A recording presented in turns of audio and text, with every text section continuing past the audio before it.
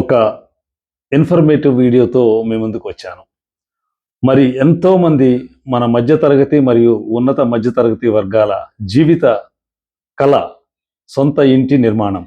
మరి ఎవరైనా సొంత ఇల్లు నిర్మించుకోవాలంటే ముందు చేయాల్సిన పని ఒక స్థలం కొనుక్కోవటం. మరి స్థలం కొనుక్కోవాలంటే ఈ రోజులో ఎన్నో ఆన్లైన్ మోసాలు, ఆఫ్లైన్ మోసాలు, అనేక రకమైన మోసాలు జరుగుతూ ఉన్నాయి. కాబట్టి స్థలం కొనాలంటే ముందు డీటెయిల్డ్ ఎంక్వైరీ, డీటెయిల్ వెరిఫికేషన్ చేసుకొని అన్ని రకాలుగా లీగల్గా ఆ స్థలం సరిగా ఉందంటేనే దాన్ని కొనటానికి ముందుకు వెళ్తే మంచిది. ఒకసారి జీవితంలో మనం సంపాదించిన సొమ్ముతో ఏదైనా తప్పుడు స్థలం కొంటే తిరిగి మళ్ళీ దాన్ని వదులుకోవటం కానీ దాన్ని తిరిగి దాన్ని సంపాదించుకోవటం చాలా కష్టం. కాబట్టి స్థలం కొనాలనుకున్నప్పుడు ముందే ఈ వెరిఫికేషన్స్ అన్ని ప్రాపర్గా చేసుకోవటం ఉత్తమమైన మార్గం. మరి ఎవరైనా ఒక స్థలం కొనాలన్నప్పుడు వారు తీసుకోవాల్సిన 10 జాగ్రత్తలను గురించి ఈ వీడియోలో మీతో షేర్ చేద్దాం అనుకుంటున్నాను. మరి మనం స్థలం కొనాలన్నప్పుడు చేసిన ఎంక్వైరీలో ఏజెంట్లు ఎవరైనా కానీ లేదంటే మనకు తెలిసిన వాళ్ళు కానీ పలానా దగ్గర ఒక స్థలం ఉంది అమ్మకానికి, మీరు అప్రోచ్ అవ్వండి అని చెప్పినప్పుడు మనం వెళ్తాం. ఫస్ట్ మనం చేయాల్సింది ఏంటంటే ఆ ఓనర్ డీటెయిల్స్ వెరిఫికేషన్. ఓనర్ గారి దగ్గర నుంచి మనం ఆ ల్యాండ్ సర్టిఫికేట్ డాక్యుమెంట్స్ తీసుకున్నప్పుడు రిజిస్ట్రేషన్ డాక్యుమెంట్స్, అందులో ఓనర్ గారి పేరు ప్రాపర్గా ఉందా లేదా చూసుకోవాలి. ఇది మొట్టమొదటి వెరిఫికేషన్. ఆ సర్వే నంబర్ అవన్నీ కూడా ప్రాపర్గా ఉన్నాయా అనేది చూసుకోవాలి. తర్వాత దానికి సంబంధించి సర్వే నంబర్తో మనం ఒక ఎన్కంబరెన్స్ సర్టిఫికేట్ కోసం మరి ఆ రిలవెంట్ రిజిస్ట్రార్ ఆఫీసులో అప్లై చేసినప్పుడు మనకి ఆ స్థలానికి సంబంధించి ఎన్కంబరెన్స్ సర్టిఫికేట్ వస్తుంది. ఈ ఎన్కంబరెన్స్ సర్టిఫికేట్లో ఓనర్ పేరేంటి, గత కొన్ని సంవత్సరాల నుండి అది ఎంతమంది ద్వారా చేతులు మారింది, విక్రయాలు క్రయాలు ఎన్ని జరిగినాయి, అవన్నీ కూడా అందులో డీటెయిల్స్ ఉంటాయి. మరి లేటెస్ట్గా మనం ఎవరి దగ్గర అయితే ఈ స్థలాన్ని కొనాలనుకుంటున్నామో వాళ్ళ పేరు దీనిలో ఉందా, ఆ సర్వే నంబర్ ప్రాపర్గా ఉందా, అవి దీని ద్వారా వెరిఫై చేసుకోవచ్చు. రెండవది ఏంటంటే సర్వే నంబర్ వెరిఫికేషన్. ఆ సర్వే నంబర్ ప్రాపర్గా ఉందా లేదా, అది ఇందులో రిఫ్లెక్ట్ అవుతుందా లేదా ఎన్కంబరెన్స్ సర్టిఫికెట్లో. సర్వే నంబర్లో ఏబి అని ఎడిషనల్ నంబర్లు ఏమన్నా ఉన్నాయా, అలా ఉన్నప్పుడు అది సర్వే నంబర్లో ఉండొచ్చు కానీ యాక్చువల్గా ఉండకపోవచ్చు, లేదంటే స్థలంలో ఉండి ఉండొచ్చు కానీ సర్వే నంబర్లో లేకపోవచ్చు. కాబట్టి మనం ఏ స్థలం అయితే కొనుక్కుంటున్నామో ఆ స్థలం రిజిస్ట్రేషన్ డాక్యుమెంట్లో ఏ సర్వే నెంబర్ ఉందో అదే సర్వే నెంబర్ పర్టికులర్గా ఎన్కంబరెన్స్ సర్టిఫికెట్లో ఉందా, ఓనర్ పేరు ప్రాపర్గా ఉందా లేదా చూసుకోవటం కూడా చాలా ముఖ్యం. తర్వాత మనం మూడవ విషయం ఏంటంటే 7/12 ఉతారా లేదంటే పహాణి. ఇది గవర్నమెంట్ రికార్డ్స్ ద్వారా మనం కొనాలనుకున్న స్థలాన్ని వెరిఫై చేసుకోవటం. మనకి వచ్చిన డాక్యుమెంట్ పేరు ఈ డాక్యుమెంటే గవర్నమెంట్ రికార్డ్స్లో ఉందా, ఈ స్థలానికి సంబంధించిన ఈ విక్రయ దస్తావేజు ప్రభుత్వ రికార్డ్స్లో ఎలా ఉంది అనేది కూడా మనం వెరిఫై చేసుకోవాలి. ఒక్కొక్కసారి విక్రయ దస్తావేజు బయట పుట్టించింది అయి ఉండొచ్చు, అది కూడా ఎన్కంబరెన్స్ సర్టిఫికేట్లో ఉండి ఉండొచ్చు, కానీ ప్రభుత్వ రికార్డ్స్లో ఈ స్థలం ఇదే డీటెయిల్స్తో ఉందా లేదా అనే విషయం తెలుసుకోవటం కూడా చాలా ముఖ్యం. సో ఇది మన ఆంధ్ర కానీ తెలంగాణ స్టేట్స్కి సంబంధించి ఆన్లైన్ వెబ్సైట్స్ ఉన్నాయి. దానికి మీరు ఒకసారి ఆ సర్వే నంబర్ని ఫీడ్ చేస్తే ఆ స్థలానికి సంబంధించిన సర్వే నంబర్, అలాగే దాని విస్తీర్ణత, దాని ఓనర్ డీటెయిల్స్ అన్నీ కూడా వస్తాయి. ఇది పూర్తిగా ఉచితం. తెలంగాణ స్టేట్కి సంబంధించిన వాళ్ళు ధరణి.తెలంగాణ.gov.in వెబ్సైట్కి రిఫర్ చేయొచ్చు. అలాగే ఆంధ్రప్రదేశ్కి సంబంధించిన భూమి సర్వే వెరిఫికేషన్ కోసం meebhumi.ap.gov.in అనే వెబ్సైట్ని సంప్రదించవచ్చు. ఈ సర్వీసు పూర్తిగా ఉచితం. ఇలా మీరు గవర్నమెంట్ ప్రభుత్వ రికార్డ్స్లో ఈ స్థలం మనం కొనాలనుకున్న స్థలం డీటెయిల్స్ ప్రాపర్గా ఉన్నాయా అనే వెరిఫికేషన్ చేయొచ్చు. ఇలాగా మొదటిగా మనం ల్యాండ్ డాక్యుమెంట్ మన చేతికి వచ్చినప్పుడు, దాని కాపీ మన చేతికి వచ్చినప్పుడు ఈ ప్రిలిమినరీ వెరిఫికేషన్స్ చేసుకోవటం చాలా మంచిది. ఇక ఫర్దర్గా ఒకసారి ఈ డీటెయిల్స్ అన్నీ బాగానే ఉన్నాయి అని అనుకున్న తర్వాత ఇది మనం అనుకోవటం కాదు, దీన్ని మనకు ఒక సర్టిఫైడ్ లీగల్ న్యాయవాది చేత వెరిఫై చేయించుకుంటే మంచిది. ఎవరైనా ఒక మంచి లాయర్ని కలిసి ఆయనతో ద్వారా మనం ఇచ్చిన డాక్యుమెంట్స్ ఇచ్చి మనం చేసిన వెరిఫికేషన్స్ అన్ని చూపించి ఆయన లీగల్ ఒపీనియన్ తీసుకోవడం కూడా మంచిది. కొంతమంది ఏం చేస్తారంటే లాయర్కి ఫీజు కట్టాలి, ఎందుకులే ఈ బాగానే ఉన్నాయి అని చెప్పి అక్కడితో ప్రొసీడ్ అయితే చెప్పలేము. మనకి తెలియకుండా వెళ్ళినప్పుడు ఏదైనా నష్టం జరిగితే ఫ్యూచర్లో మనం చాలా బాధపడాలి. అందుకనే మనం లాయర్కి ఇచ్చే ఫీజు ముందు ఒకవేళ తేడా వస్తే మనం నష్టపోయే డబ్బు చాలా విలువైనది. కాబట్టి తప్పకుండా స్థలం కొనుగోలు విషయంలో లాయర్‌ని సంప్రదించి వారి ద్వారా వారి విలువైన సలహా తీసుకొని ఫర్దర్‌గా ప్రొసీడ్ అవ్వటం ఎంతో మంచిది. తర్వాత ఒకసారి లాయర్ వెరిఫికేషన్ తీసుకున్న తర్వాత మనం ఫర్దర్‌గా ఈ స్థలాన్ని కొనటానికి ఈ స్థలం యొక్క కొలతలు ప్రాపర్‌గా ఉన్నాయా లేవా అనేది కూడా చాలా ముఖ్యం. ఒక్కోసారి డాక్యుమెంట్‌లో ఉన్న కొలతలు యాక్చువల్ సైట్‌లో ఉండకపోవచ్చు. 200 గజాలని సైట్‌లో ఉంటే 180 గజాలే ఉన్న కేసులు చాలా ఉన్నాయి. కొన్న తర్వాత మాది 200 ఉంటే కాదు మీది 180 అని పక్కనున్న స్థలాల వాళ్ళతో తగాదాలు రావచ్చు. అందుకని ఒక లైసెన్స్డ్ సర్వేయర్ ద్వారా ఈ స్థలాన్ని కొలతలు వేయించుకోవటం చాలా ముఖ్యం. డాక్యుమెంట్లో ఉన్న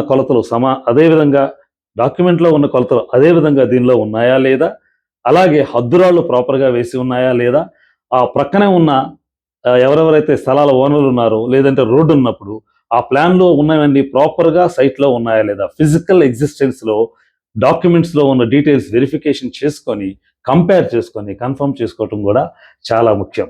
సో ఈ విధమైన ఈ విధమైన జాగ్రత్తలు తీసుకుంటే మనం కొన్న స్థలం విషయంలో మనం వెంబడికి నష్టపోవటం కానీ ఇబ్బంది పడటం కానీ జరగదు.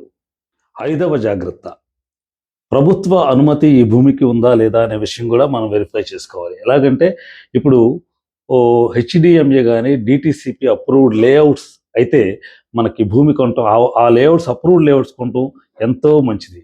ఉదాహరణకి హైదరాబాద్ హైదరా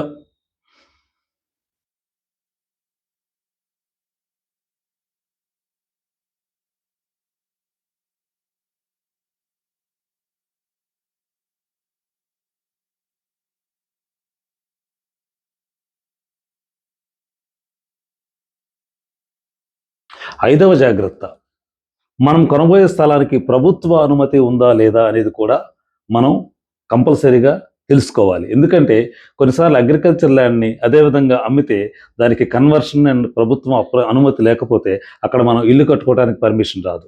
అందుకనే స్థలం కొనబోయే ముందు మొదటి ప్రిఫరెన్స్ ఏంటంటే డిటిసిపి అప్రూవ్డ్ లేఅవుట్స్ కొనుక్కుంటే చాలా మంచిది.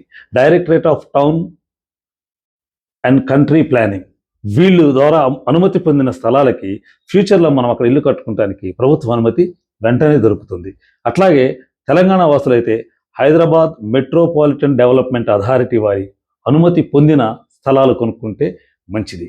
ఒకవేళ మీరు అగ్రికల్చర్ ల్యాండ్ కొనుక్కుంటున్నట్లయితే అది ప్లానింగ్ వేయకుండా అప్రూవల్ లేనటువంటి సైట్ అయినప్పుడు ఒకవేళ అది మీరు కొనుక్కున్నా కానీ ఫ్యూచర్లో దానికి ఉండాల్సిన ప్రాపర్ రోడ్ అలాట్మెంట్ అన్నీ ఉండాలి. తర్వాత ప్రభుత్వం నుంచి మళ్ళీ మనకి ల్యాండ్ కన్వర్షన్ పర్మిషన్ కూడా సర్టిఫికెట్ కూడా తీసుకోవాల్సి ఉంటుంది. కాబట్టి తప్పకుండా ప్రభుత్వ అనుమతి ఉన్న స్థలాలను నిర్ధారించుకొని కొనుక్కోవటం చాలా మంచిది. అలాగే మరి 6వ జాగ్రత్త ఏమిటంటే ఫైనాన్స్ ప్లానింగ్. 6వ జాగ్రత్త ఏమిటంటే ఫైనాన్స్ ప్లానింగ్. మన మాసిక ఆదాయంలో మనం కట్టబోయే ఈఎంఐ ఈక్వల్ మంత్లీ ఇన్స్టాల్మెంట్ మనం ఒక ప్రభుత్వం దగ్గర నుంచి కానీ లేదా బ్యాంకుల దగ్గర నుంచి కానీ లోన్ తీసుకొని స్థలం కొనాల్సి వచ్చినప్పుడు మరి మనం ఈఎంఐ కట్టాల్సి ఉంటుంది. ఈ ఈఎంఐ అమౌంట్ మీ మాసిక ఆదాయంలో 40% మించకుండా ఉంటే మంచిది. ఎందుకంటే ఒకవేళ ఇది ఎక్కువ కొందే మీకు వేరే ఖర్చులకి డబ్బు చాలినప్పుడు చాలా ఇబ్బంది పడతారు. బకాయిలు పడినప్పుడు మళ్ళీ వాటికి పెనాల్టీలు ఇంట్రెస్ట్లు ఎక్కువ కట్టాల్సి ఉంటుంది. కాబట్టి జాగ్రత్తగా ప్లాన్ చేసుకొని మాసిక ఆదాయంలో 40% కంటే తక్కువగా ఉండేట్లుగా మీ ఈఎంఐ అమౌంట్ ఉండేట్లుగా మీ ఫైనాన్షియల్ ప్లానింగ్ సెట్ చేసుకుంటే మంచిది. అలాగే స్థలం మార్కెట్ వాల్యూ కంటే ఒకవేళ చాలా తక్కువగా ఉన్నప్పుడు ఆలోచించండి. ఎందుకంటే ఏ విధమైన ఇబ్బందికరం కాకుండా ఆ స్థలాన్ని అంత చౌకగా అమ్మటానికి ఓనర్లు ఎందుకు ముందుకు వస్తారు. కాబట్టి తప్పకుండా మార్కెట్ వాల్యూకి మామూలు స్థలం మీరు చెప్తున్న వాల్యూకి డిఫరెన్స్ తక్కువ ఉన్నప్పుడు మీరు తప్పకుండా ఆ స్థలాన్ని గురించి ఆలోచించండి. ఒకవేళ విక్రేత స్థలం డాక్యుమెంట్స్ ఇవ్వటానికి రెడీగా సుముఖంగా లేకపోతే ఆ డీల్ని కంప్లీట్గా వదిలేయండి. ఎందుకంటే దానిలో ఉన్న మోసాలు మనం అప్పుడు కనుక్కోలేం, కానీ కొనుక్కున్న తర్వాత మనం చాలా ఇబ్బందులకి గురవ్వాల్సి ఉంటుంది. కాబట్టి ఈ స్థలం కొనేప్పుడు మనం తీసుకునే ఈ జాగ్రత్తలు ఫ్యూచర్లో మనం ఏ విధమైన ఇబ్బందులు లేకుండా మన ఇల్లు కట్టుకోవటానికి, మన తర్వాత తరాల వారికి దాన్ని ట్రాన్స్ఫర్ చేయటానికి చాలా ఈజీగా ఉంటుంది. స్థలం కొంటున్నప్పుడు తీసుకోవాల్సిన మరికొన్ని జాగ్రత్తలు ఏమిటంటే ఒకసారి స్థలం మీరు కొన్న తర్వాత ఆ స్థలాన్ని రిజిస్ట్రేషన్ చేయించుకోవాలి. ఓనర్కి డబ్బులు ఇచ్చేప్పుడు ఆ స్థలాన్ని జాగ్రత్తగా రిజిస్ట్రార్ ఆఫీస్కి వెళ్ళి ఓనర్తో పాటు మీరు కూడా ఉండి, విక్రేత మీరు కలిసి రిజిస్ట్రార్ ముందు ఆ స్థల అమ్మకపు డాక్యుమెంట్ సబ్మిట్ చేసి, రిజిస్ట్రేషన్ కొరకు ఉండాల్సిన వివరాలు సమర్పించి రిజిస్ట్రేషన్ చేయించుకోవాలి. రిజిస్ట్రేషన్ చేయించుకున్నప్పుడు మాత్రమే మీరు నగదుని విక్రేతకు అందజేయాలి. ఒకసారి రిజిస్ట్రేషన్ అయిన తర్వాత అక్కడితో స్థలం మనదనుకుంటే సరిపోదు. ఆ తర్వాత మళ్ళీ వెంటనే మ్యూటేషన్ సర్టిఫికేట్స్ కోసం కూడా మీరు అప్లై చేయించుకోవాలి. అంటే గవర్నమెంట్ రికార్డ్స్లో ఈ ల్యాండ్ డీటెయిల్స్లో మీ పేరు ఓనర్గా ఇంక్లూడ్ అయిందా లేదా అనే విషయాన్ని కూడా మనం కన్ఫర్మ్ చేసుకోవాలి. అలా కొన్నిసార్లు కాకుండా ఉంటే తర్వాత అది అలాగే పెండింగ్ పడుతుంది. కాబట్టి స్థలం కొనటంతో పాటు రిజిస్ట్రేషన్ చేయించుకోవడంతో పాటు దాన్ని మ్యూటేషన్ చేయించుకోవటం కూడా చాలా ముఖ్యం. కాబట్టి మార్కెట్ వాల్యూ కంటే తక్కువగా ఉన్న స్థలాలను కొనడానికి నిరాకరించండి. అది డెఫినెట్గా ప్రమాదకరమే.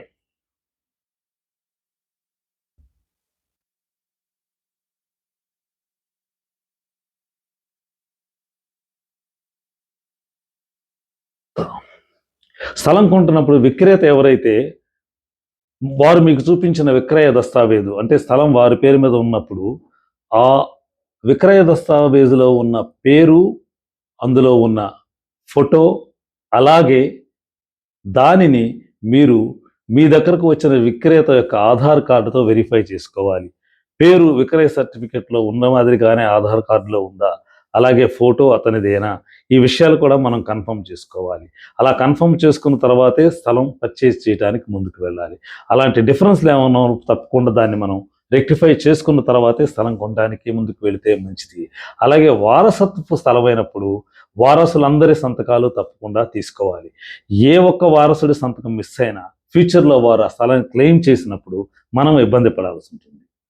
కాబట్టి తప్పకుండా వారసత్వపు స్థలం కొంటున్నప్పుడు అంటే ఒరిజినల్ ఓనర్ అంటే యజమాని చనిపోయినప్పుడు వారసులు ఆ స్థలాన్ని అమ్మడానికి ప్రయత్నించినప్పుడు ఆ వచ్చిన వారసులు వాళ్ళ యొక్క ఫ్యామిలీ సర్టిఫికేట్, లీగల్ హెయిర్ సర్టిఫికేట్లో ఉన్నారా, లీగల్ హెయిర్ సర్టిఫికేట్లో ఎందరైతే వారసులు ఉన్నారో వారందరూ ఆ స్థలాన్ని సంతకం చేశారా, స్థలాన్ని రిజిస్ట్రేషన్ డాక్యుమెంట్లో సంతకాలు చేస్తున్నారా లేదా అనే విషయాన్ని కూడా మనం వెరిఫై చేసుకోవాలి.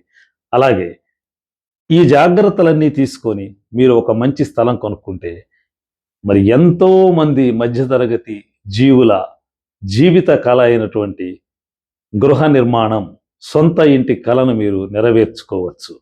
కాబట్టి తొందరపడకండి, స్థలం కొనే విషయంలో తొందరపడకండి. ఈ నెల కాదు, ఒకవేళ లేట్ అయితే వచ్చే నెలలో కొనుక్కోవచ్చు.